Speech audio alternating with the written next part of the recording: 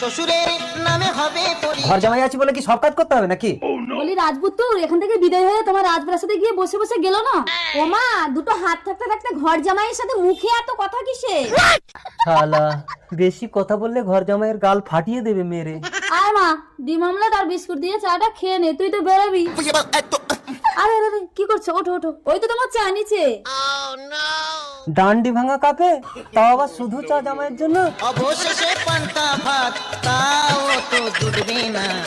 আহা, বেচারা ঘর জামাই। ও বাবা, আমার দেরি হচ্ছে। বলছি তুমি প্রতিদিন কোথায় যাও গো? দেখেছো মা, আমার বাপের বাড়িতে নাকি আমাকে জবাব দিতে হবে। তোর ছাই ভাল লাগে না। ও মা, আমি চললাম। খালি পেটে যাস না মা, গিয়েই তো এক্ষুনি বন্ধুদের সঙ্গে মদ খাবি।